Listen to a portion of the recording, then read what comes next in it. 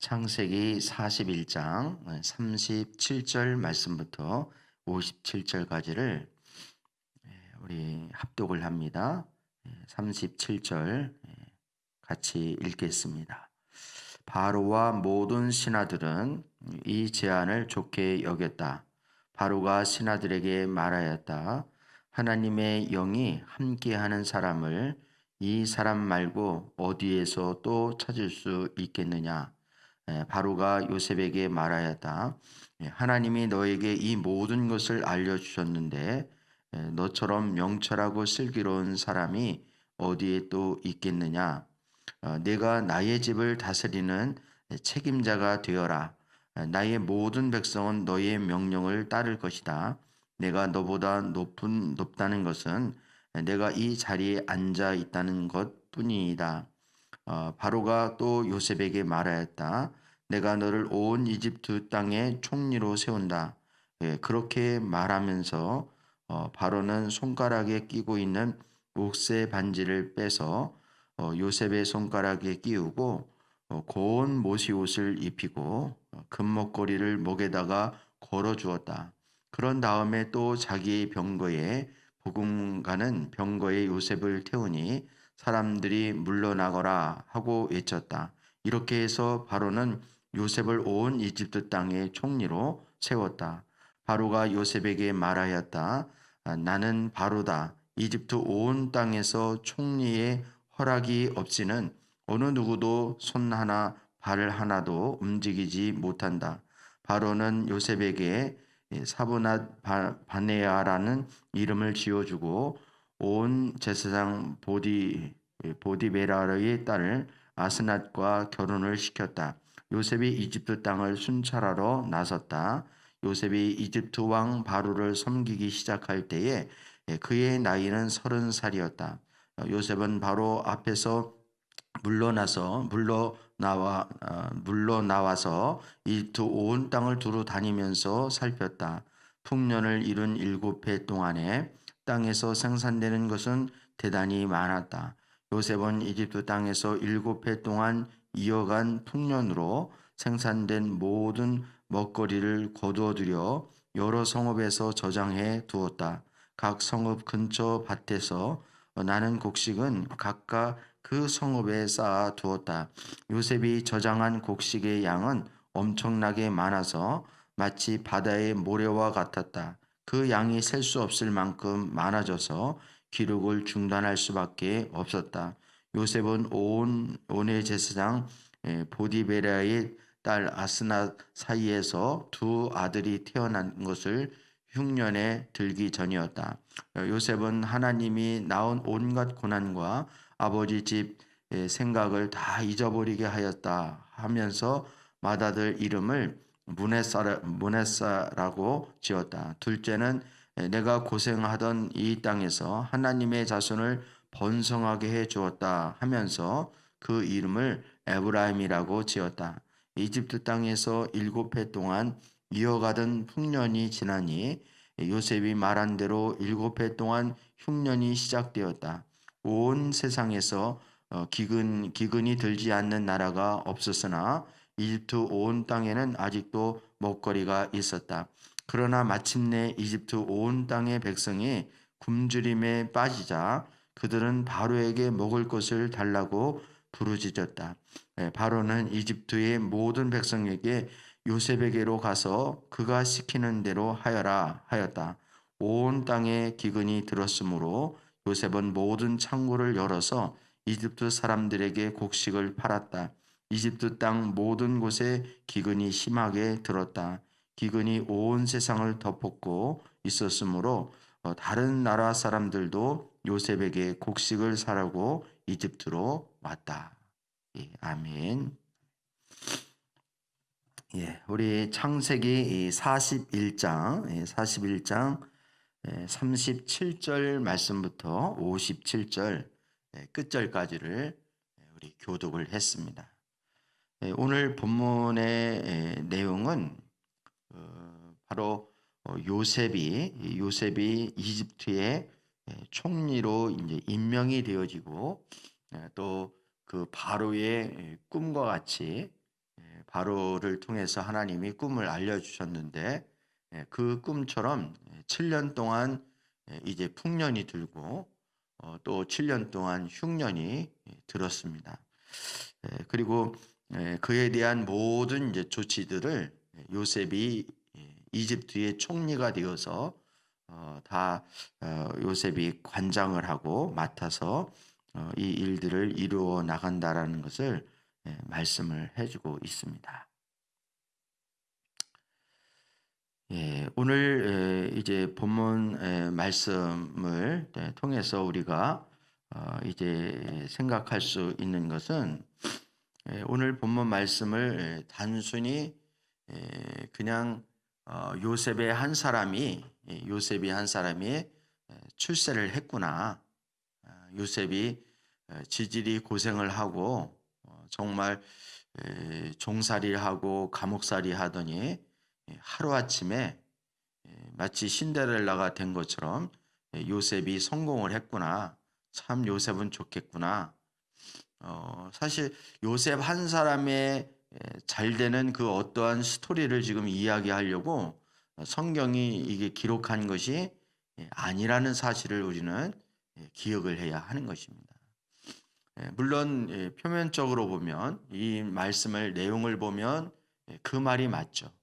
요셉이 아주 일순간에 구덩이에서 건져내서 아주 하루아침에 이집트의 총리가 되어지는 그런 영광을 누리고 있는 그런 모습을 우리가 볼 수 있는데 그 요셉의 한 사람의 출세를 지금 성경에서 그것을 드러내려고 그거를 말하려고 굳이 이 성경에서 기록한 것이 아니라는 사실을 우리는 먼저 오늘 말씀을 통해서 보아야 하는 것입니다. 먼저 이것은 하나님의 이제 일하심, 즉 하나님께서 요셉을 통해서 왜 이렇게 하셨는가라는 거죠. 그래서 오늘 등장하고 있는 이 요셉은 결론부터 말씀을 드리면 장차 오실 메시아 되시는 예수님을 예표하고 있는 것입니다. 예수님을 예표하고 있는 거예요. 그러니까 예수님이 첫 번째 아담이었던 아담이 하나님이 사람을 창조하실 때 첫 번째 아담을 창조하실 때 생육하고 번성하여 땅에 충만하여라 그리고 땅을 정복하고 다스려라 라는 축복을 주셨습니다. 다시 말하면 하나님이 명령을 하신 거죠. 축복의 명령을 하셨는데 그것을 요약해 보면 생육하고 번성하여 땅이 충만하라 라고 하는 것은 하나님의 생명의 부양자가 되라는 거예요. 생명의 부양자가. 또 정복하고 다스리라 라는 것은 통치의 대행자가 되라는 거죠. 아담에게. 그런데 우리가 잘 알듯이 아담과 하와가 그 하나님께서 허락하신 생명의 대행자와 통치의 대행자의 사명을 죄를 짐으로 말미암아 그것을 잃어버리게 되었죠. 그래서 우리 잘 아는 대로 에덴 동산에서 쫓겨나게 되고 이제 더 이상 땅이나 모든 것들이 아담의 말을 듣는 것이 아니라 이제 죄를 범함으로 인해서 저들이 이제 가시덤불과 엉겅퀴를 내고 땅이 이제 저주를 받게 되는 거예요. 더 이상 아담과 하와의 통치를 받지를 못하게 되는 것입니다. 이게 타락한 후의 결과라는 거예요. 그런데 두 번째 아담인 예수님께서 이 땅에 오셔서 그 빼앗겼던 통치와 그 생명을 되찾으신 거예요. 내가 곧 길이요 진리요 뭐라고요? 생명이니. 그리고 아들이 있는 자에게는 생명이 있고 아들이 없는 자에게는 생명이 없다. 이렇게 예수님 안에 진정한 생명이 있어요. 생명의 씨를 가지고 예수님이 이 땅에 메시아로 오신 것입니다. 그리고 이제 예수님이 그렇게 말씀하시죠. 하늘과 땅의 모든 권세를 누구에게 주었으니 내게 주었으니 이렇게. 그러므로 너희는 모든 족속으로 가서 제자를 삼아 아버지와 아들과 성령의 이름으로 세례를 주고 내가 너에게 가르쳐 분부한 모든 것을 지키게 하라. 보라, 내가 세상 끝날까지 너희와 함께 하겠다. 이렇게 말씀하셨습니다. 바로 빼앗겼던 그 하늘과 땅의 모든 권세가 다시 예수님의 십자가 사건 이후로 예수님에게로 다시 회복되었다는 사실을 우리는 알 수 있다는 것입니다. 그래서 사실은 이 생명의 부양자와 또 통치의 대행자의 역할을 하나님은 노아를 부를 때에도 이 사명을 주셨고요. 그리고 다시 이스라엘 민족을 시작하실 때 아브라함에게도 그리고 이삭에게도 야곱에게 그리고 오늘 요셉에게 하나님이 허락하신 것을 우리가 볼 수 있습니다. 그래서 우리는 단순히 이 창세기 말씀을 볼 때에 요셉 한 사람이 애굽에 가서 고생을 아주 죽도록 하다가 아주 하루아침에 이집트의 총리가 되었다. 요셉은 성공했네. 참 좋겠네. 이런 차원으로 말씀을 보면 말씀이 진짜 말하고자 하는 의미를 우리는 놓칠 수 있다는 것입니다. 여러분 오늘 본문 말씀에서 우리 이제 여러 가지를 우리 살펴볼 수 있는데요. 이제 오늘 이제 몇 가지만 우리 살펴보면 바로가 이제 그 바로가 요셉을 이집트의 총리로 이제 세우죠.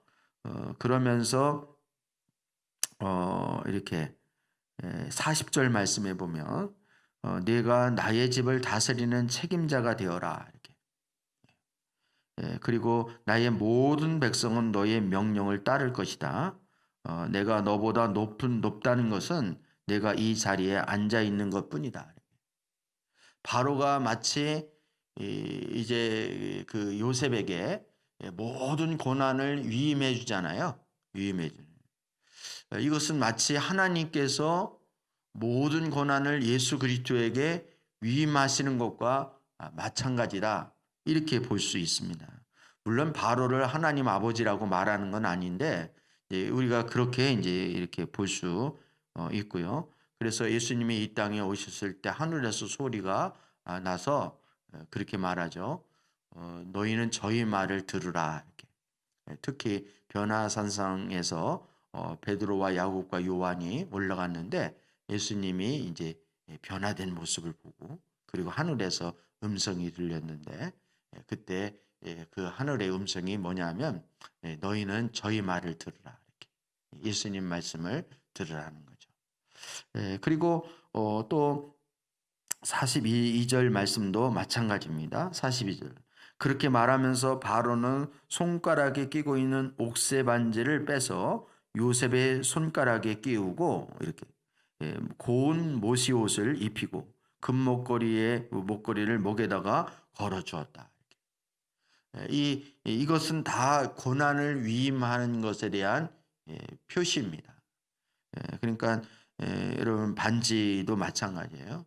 돌아온 탕자 비유에서도 아버지의 그 금가락지에 그 반지를 끼워주잖아요. 그것은 아버지의 고난을 그대로 위임해 주는 것입니다. 그래서 빌립이 하나님 아버지를 보여달라고 그러니까 나를 본 자는 곧 아버지를 본 자다라고 하면서 하나님이 가지고 계신 모든 고난을 예수님이 가지고 계신다는 그런 표입니다. 가락지를 끼워주는 옷도 마찬가지입니다. 옷도 신분의 변화를 이제 의미하는 것이다. 이렇게 말할 수 있습니다. 그러니까 오늘 본문 말씀에 등장하는 요셉을 장차 오실 예수님과 대입해서 예수님을 대입해서 이렇게 보게 되어지면 오늘 말씀이 훨씬 더 그 의미가 살아나게 되는 것입니다. 여러분 요셉이 이집트의 총리가 되었다라는 말은 오늘 본문에도 말씀하고 있듯이 이 바로가 요셉에게 뭐를 말해주고 있습니까? 이 백성들이 오늘 40절에서도 얘기하고 있듯이 네가 나의 집을 다스리는 책임자가 되어라 라고 하고 나의 모든 백성은 너의 명령을 따를 것이다. 그리고 내가 너보다 높다는 것은 내가 이 자리에 있다는 것뿐이다. 이렇게 하면서 백성들이 다 요셉의 통치를 받을 것에 대해서 위임을 해주는 거죠. 그러니까 요셉이 단순히 총리가 되었다라는 것은 출세했다 이런 의미가 아니라 하나님께서 요셉을 통치의 대행자로 세워주신 거예요. 그래서 요셉은 다스리는 자가 될 수밖에 없는 것이죠. 다스리는 자가 될 수밖에 없는 거예요. 네, 그 다스림은 다른 것이 아니라 예수님처럼 바로 생명을 살리고 지키는 일을 할 수 있는 그런 통치의 다스림입니다. 그리고 오늘 성경 말씀에 보면 이제 53절 말씀 이하에 보면 이집트 땅에 7해 동안 이어갔던 풍년이 지나자 또 요셉의 말대로 7해 동안 흉년이 들기 시작한 거예요. 그래서 이때부터 비로소 요셉의 진가가 나타나는 거죠. 요셉의 말처럼 그대로 되어질 뿐만 아니라 그동안 모아놨던 갈무리했던 그 곡식들이 이제 풀리기 시작하는 것입니다. 곡식이 없으면 뭐 하는 거예요? 죽는 거예요. 그러니까 생명의 부양자의 모습을 하나님은 요셉을 통해서 보여주고 있는 것입니다. 이것은 비단 이집트만이 아니라 그 근방에 있는 모든 나라들이 기근이 온 세상에 뒤덮고 있었으므로 다른 나라 사람들도 요셉에게 곡식을 사려고 이집트로 왔다 이렇게 말해요. 성경이 그렇게 바로에게 곡식을 사려고 왔다 이렇게 표현하지 않고 요셉에게 곡식을 사려고 이집트로 왔다 이렇게 표현합니다. 그러니까 성경은 지금 요셉을 생명의 부양자로 이렇게 세워주고 있는 것을 볼 수 있다는 것입니다. 그래서 이 통치의 대행자와 생명의 부양자가 요셉을 통하여 하나님은 드러내시는 거예요. 그것이 이제 총리로서 이집트에서 총리로서의 사역을 감당함으로 하나님 그것을 확증해 주시는 거예요. 근데 그것은 요셉에게만 머물러 있는 것이 아니라 장차 오실 진짜 모형이 아니라 진짜 본체가 되시는 예수 그리스도를 통해서 하나님은 성취하시고 완성을 하시는 것입니다. 그러면 우리는 이 말씀을 통해서 예수님에게 그것이 성취되어진 것으로만 끝나는 것이 아니라 예수님을 믿는 그리고 예수님을 따르는 제자인 우리도 그런 삶으로 하나님께서 우리를 부르셨다는 사실을 우리가 기억을 하는 것입니다. 그래서 우리도 그리스도인이라 그러잖아요. 예수 그리스도 우리를 그리스도인이라고 하는 것은 바로 예수님이 아니면 우리가 설명이 안 되어지는 그런 인생입니다. 따라서 우리도 이 땅에 살면서 생명의 부양자로 그리고 통치의 대행자로 살아갈 수 있는 하나님의 자녀가 되어져야 하는 거예요. 그게 하나님이 저와 여러분을 부르신 궁극적인 목적입니다. 만약에 요셉이 하나님이 나를 축복해 주셔서 참 하나님 은혜에 감사해 그러면서 요셉이 자신만을 위한 부귀영화만을 이집트에서 누렸다. 그러면 하나님이 요셉을 이집트의 총리로 세우신 하나님의 궁극적인 목적이 성취가 안 되어지는 거예요. 물론 하나님은 어떤 방법을 통해서든지 그 뜻을 이루시겠지만 그것은 하나님의 충실한 종이다. 요셉을 하나님의 충실한 종이다. 이렇게 말할 수가 없는 것입니다. 우리는 신앙생활을 나도 모르는 사이에 너무나도 자기중심적으로 하려고 하는 그런 경향이 있습니다. 그래서 하나님의 뜻이 무엇인지 하나님의 의도가 무엇인지 이런 부분들을 잊어버리고 살 때가 많이 있는 거예요. 근데 여러분 우리의 사명은 바로 이 시대에 하나님의 생명의 부양자와 통치의 대행자로 우리도 그런 부르심을 받았다는 사실을 꼭 기억할 수 있기를 주님의 이름으로 축복합니다. 그래서 작게는 우리가 선교지를 위해서 기도하고 또 요일별로 우리가 이렇게 열방을 위해서 기도하는 것도 그 사명 감당하기 위해서 하는 거예요. 그리고 축복 대상자를 정하여서 우리가 그들을 이름을 하나님 앞에 올려드리면서 그 영혼을 구원하기 위해서 애쓰고 힘쓰고 또 필요를 채우면서 사랑으로 섬기는 이유도 바로 이것을 감당하기 위해서 그렇게 하는 것입니다. 그래서 우리는 내가 직장 생활하는 거, 또 공부하는 거, 사업하는 거, 이게 내가 본업처럼 그렇게 느껴지잖아요. 그리고 그것이 전부인 것처럼 그렇게 생각이 되어지고, 신앙생활 하는 건 일주일에 한 번씩 주일이면 교회 가서 예배드리고 또 뭐 정해진 헌금하고 그러면 충분하다 이런 생각을 할지 모릅니다.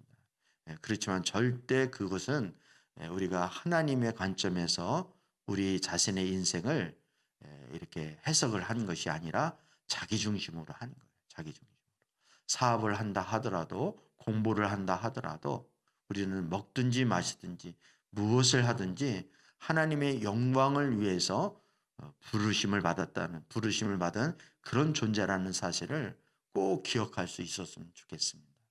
우리가 잘못 착각하는 것 중에 하나가 그 목사님이나 선교사님이나 특별한 사람들만 하나님 부르심을 받은 것이고, 우리는 각자 이 땅에서 주어진 환경 속에서 내가 그냥 열심히만 최선을 다해서 살기만 하면 그러면 된다, 이런 생각을 가지고 있습니다. 여러분, 그렇지 않습니다. 우리의 생명을 주신 분이 하나님이시고 우리를 선택하고 불러주신 분이 우리 하나님이시라는 사실을 기억을 해야 됩니다. 물론 사역적인 측면에서, 직분적인 측면에서 다 사람마다 다를 수는 있지만 하나님 앞에는 다 똑같은 거예요. 목사나 아니면 선교사님이나 아니면 일반 성도님이나 다 하나님 앞에 똑같이 부르심 받은 거예요. 그런 의미에서 우리가 무엇을 하든 어디에서 무엇을 하든 사명감을 가지고 우리가 감당할 수 있는 하나님의 자녀들이 다 되어질 수 있기를 축복합니다. 그래서 하나님이 요셉을 들어 쓰신 것처럼 이 시대에 요셉과 같은 그런 인물이 되어져야 하는 거예요. 그래서 하나님이 의도하신 대로 쓰임을 받게 되어지면 그 인생은 빛나게 되어지는 것입니다. 그래서 여러분, 오늘 본문 말씀해 보면 요셉이 온의 제사장 보디베라의 딸 아스낫 사이에서 두 아들이 태어났는데 이것도 흉년 전에 태어난 거예요. 그러니까 자녀가 태어난 것도 하나님 축복이라는 그런 의미가 담겨져 있는 것입니다. 그래서 첫 번째 이 아들의 이름이 므낫세, 우리가 잘 아는 므낫세. 그리고 두 번째 아들이 에브라임입니다. 에브라임. 근데 이 므낫세라는 이름의 뜻은 하나님이 나의 온갖 고난과 아버지 집 생각을 다 잃어버리게 하셨다. 하나님이 얼마나 하나님의 위로와 하나님의 은혜와 축복이 있었는지 그동안의 그 고난이 완전히 다 잃어버리는, 마치 우리 자매님들 결혼해서 아이를 낳잖아요. 그럼 아이 낳기까지 얼마나 고생을 합니까? 이렇게 이렇게 임신해서 배가 불러오고 입도 타고 그리고 출산할 때까지 얼마나 고생을. 그래서 출산할 때 되면은 나는 죽어도 다시 애 안 낳는다, 이렇게 다짐을 하고 또 다짐을 하잖아요. 이렇게 했다가 애가 이제 막 커가는 모습을 보고 자라는 모습을 보면 그거 싹 잊어버리잖아요. 출산하고 이렇게 힘들었던 거, 다 힘들었던 것보다 오히려 기쁜 게 더 큰 거예요. 그래서 또 낳게 되는 거예요. 또 낳게 되는 거예요. 무슨 말을 하는지 이해되시죠? 마치 그런 것처럼 수고와 애쓰는 것이 있었지만, 저도 이렇게 목회를 하면서 그런 생각 가끔씩 하게 됩니다. 이렇게 누가 나보고 개척 다시 한번 하라 그러면은 저는 막 이렇게 막 흔들 거예요, 아마. 그렇지만 지금까지 또 지내온 것 과정 속에서 하나님이 주신 은혜를 생각하면 그동안에 고생한 거, 수고한 것 이런 것들이 마치 눈 녹듯이 사라라 다 녹아. 하나님은 바로 우리 인생을 그렇게 이끌어 주실 줄 믿습니다. 하나님께서 허락하신 사명을 우리가 온전히 따라가게 되어지면 우리 인생에도 므낫세와 같은 그런 축복이 임하게 되어질 줄 믿습니다. 그동안 우리가 하나님의 믿음의 사람으로 정말 이 요셉이 생명의 부양자와 통치의 대행자가 되기 위해서 하나님이 요셉을 믿음의 사람으로 세우신 거예요. 근데 믿음의 사람이 하루아침에 되어지는 것이 아니라 섬기는 일, 계속 한번 요셉의 인생을 쭉 보시면 요셉이 무슨 섬기는 사람이 됐겠습니까? 아버지 사랑을 받고 채색 옷을 입고 버릇없이 그렇게 자랐는데 하나님은 그렇게 해가지고는 하나님의 통치와 생명의 부양자와 대행자가 될 수 없다는 것을 너무나도 잘 아시기 때문에 훈련이 필요한 거예요. 훈련. 그래서 계속 보디발의 집에서 이렇게 총리도 이거 계산하고 집안 하나 다스리는 이거 하는 것서부터 훈련을 받는 거예요.